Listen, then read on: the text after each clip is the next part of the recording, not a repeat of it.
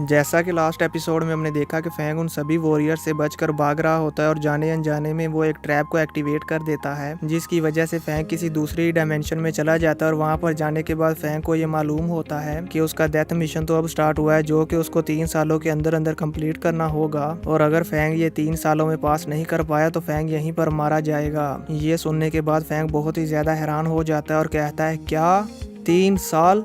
मुझे इस टेस्ट को पूरा करने के लिए 3 साल लगेंगे, पर अगर मैं 3 मंथ के अंदर अंदर एंशिएंट सिविलाइजेशन की बेस पर नहीं गया तो वो मुझे डेथ डिक्लेयर कर देंगे। और अगर ऐसा हो गया तो मैं सोच भी नहीं सकता कि मेरी फैमिली के साथ क्या क्या होगा। और यहाँ पर फैंग को लिया और वैनिना के बारे में भी याद आता है कि अगर उन्हें मालूम हो गया कि मैं मारा गया तो वो मेरी फैमिली को भी मार डालेंगे। जिसके बाद फैंग वहीं पर बैठकर कल्टीवेशन करने लगता है और कहता है कि मुझे 3 मंथ के अंदर अंदर इस सीक्रेट रूम को तोड़ना होगा। और हम देखते हैं कि यहाँ पर फैंग कल्टीवेशन भी कर रहा होता है और साथ ही साथ अपने हेवनली फॉरबिडन शटल के फ्लाइंग नाइफ्स को यूज करते हुए उस मिरर रूम की दीवार को तोड़ने की कोशिश भी कर रहा होता है।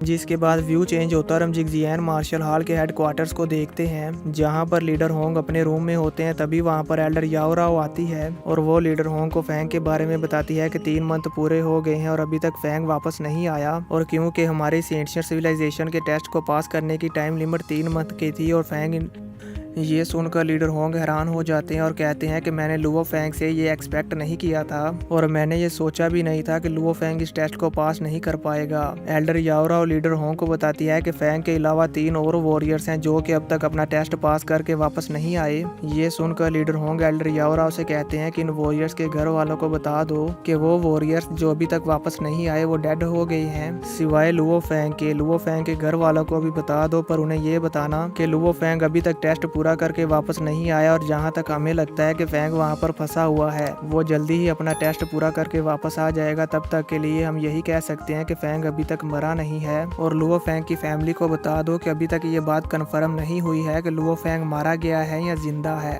जैसे ही ये बात कंफर्म हो जाएगी तो हम आपको बता देंगे। ये सुनकर एल्डर याओरा कहती है, पर लीडर 3 मंथ तो पूरे हो गए हैं। इससे पहले कि वो आगे कुछ बोलते लीडर उसे चुप करवा देते हैं और वहां से जाने के लिए बोल देते हैं। जिसके बाद लीडर फैंग की मेमोरीज को याद करते हैं जब वो पहली बार फैंग से मिले थे और फिर जब उन्होंने फैंग को और भी ज्यादा पावरफुल होने के लिए ट्रेजर्स दिए थे। लीडर होंग फैंग की इन मेमोरीज को याद करके उदास हो जाते हैं और कहते हैं, मैं अभी भी इस बात पर यकीन नहीं कर सकता कि Luo Fang ancient civilization ruins number 9 में मारा गया, जो कि बहुत ही कम डेंजरस है। ये सोचते हुए लीडर होंग को काफी गुस्सा आता है क्योंकि उन्होंने अपना फेवरेट वॉरियर खो दिया। जिसके बाद व्यू चेंज होता है और हम फैंग को देखते हैं जो कि वहां पर कल्टीवेशन कर रहा होता है। और यहाँ पर हम देखते हैं कि फैंग को इस सीक्रेट रूम में 3 मंथ पूरे हो गए हैं और अब तो फैंग की बियर्ड भी आ गई है। तभी हम देखते हैं कि फैंग अपने फ्लाइंग नाइफ्स को यूज करते हुए अपनी शेव कर लेता है और अपने बड़े हुए बालों को भी काट लेता है। जिसके बाद फैंग अपनी आंखें खोलता है और अपने सारे फ्लाइंग नाइफ्स को यूज करते हुए उस सीक्रेट रूम की दीवार पर अटैक कर देता है और उस दीवार को तोड़ने की अपनी पूरी कोशिश करता है। पर फैंग के ये सभी 10 फ्लाइंग नाइफ्स मिलकर भी उस दीवार को नहीं तोड़ पाते। ये देखकर फैंग अलग अलग टेक्निक से उस दीवार के एक ही पॉइंट पर अटैक करने लगता है, पर फैंग के इन सभी अटैक्स का उस दीवार पर कुछ असर नहीं होता। तो ये देखकर फैंग को बहुत ही ज्यादा गुस्सा आ जाता है और वो अपनी फुल स्ट्रेंथ को यूज करते हुए उस दीवार पर अटैक करने लगता है। और यहाँ पर फैंग अपनी माइंड पावर को फुल हाई लेवल पर यूज करता है, पर फिर भी उस दीवार पर कुछ असर नहीं होता।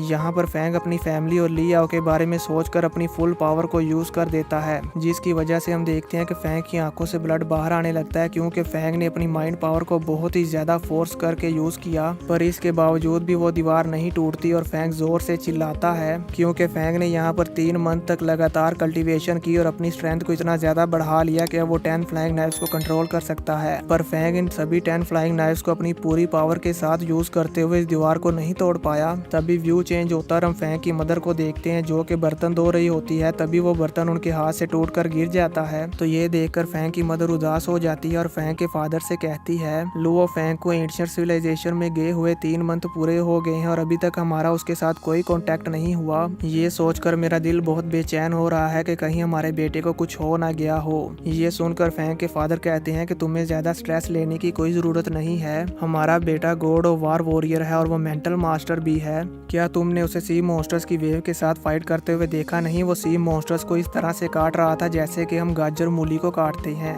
हमारा बेटा बहुत ही काबिल वॉरियर है और साथ ही साथ वो बहुत पावरफुल भी है, इसलिए तुम्हें ज्यादा टेंशन लेने की जरूरत नहीं है। और क्या तुम्हें याद नहीं, जब उसने उन सी मॉन्स्टर्स के साथ फाइट करके उन सभी सी मॉन्स्टर्स को वापस भेज दिया तो तब साउथ ईस्ट मिलिट्री रीजन के कमांडर हमारे घर आए थे और हमें शुक्रिया बोलकर गए थे। वो दोनों अभी इसी तरह बातें कर ही रहे थे कि तभी उनके दरवाजे पर कोई आता है और डोर बेल बजाता है। उस डोर बेल को सुनकर फैंग की मदर कहती है शायद लुओ फैंग घर वापस आ गया, और वो जल्दी से जाकर दरवाजे को ओपन करती है। जैसे वो दरवाजा ओपन करती है तो देखती है सामने तो कोई और है। उन्हें देखकर वो कहती है प्रेसिडेंट जाओ। तभी वहाँ पर फैंग के फादर भी आ जाते हैं और कहते हैं प्रेसिडेंट जाओ डायरेक्टर जियांग, और वो उन्हें अंदर बुला लेते हैं। जिसके बाद हम देखते हैं कि प्रेसिडेंट जाओ और डायरेक्टर जियान वहाँ पर बैठकर पानी पी रहे होते हैं। और यहाँ पर हम देखते हैं कि प्रेसिडेंट जाओ और डायरेक्टर जियान काफी उदास होते हैं, यानी कि उनके फेस पर कोई भी एक्साइटमेंट नहीं होती। जिसके बाद वो फैंग की मदर और फैंग के फादर से कहते हैं कि आज हम दोनों आपको एक बहुत ही जरूरी मैसेज देने के लिए आए हैं। उनकी ये बात सुनकर फैंग के पेरेंट्स परेशान हो जाते हैं और सोचने लगते हैं कि आखिर ऐसी कौन सी बात है जिसके लिए इन्हें स्पेशल आना पड़ा। तभी प्रेसिडेंट जाओ बताते हैं कि हमारी जिगजियान मार्शल आर्ट रेस्क्यू टीम के अकॉर्डिंग इंस्पेक्टर लुओ फैंग अपने टेस्ट के दौरान मारे गए हैं।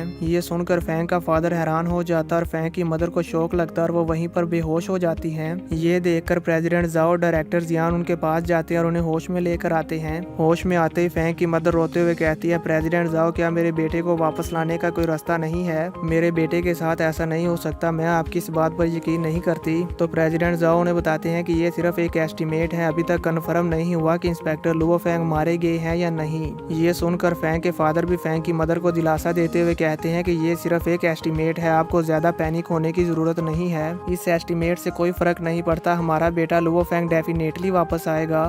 तभी वहाँ पर फैंग का ब्रदर हुआ भी आ जाता और साथ उसकी गर्लफ्रेंड भी होती है। प्रेसिडेंट जाओ डायरेक्टर जियांग को वहाँ पर देखकर वो उन्हें हेलो करता है। तो अब जैसे ही प्रेसिडेंट जाओ डायरेक्टर जियांग हुआ की तरफ देखते हैं तो उनके चेहरे देखकर हुआ कहता है क्या हुआ, आप लोग इस तरह से इतने ज्यादा उदास क्यों हैं? उसके ऐसा पूछते ही ये एपिसोड यहीं पर खत्म हो जाता है।